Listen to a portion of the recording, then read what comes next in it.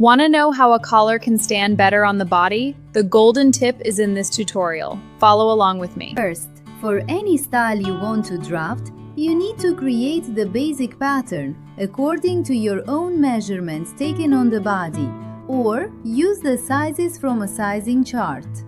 As I draft the pattern step by step, each part of the body shows both the sizing and how to measure it as subtitles on the video.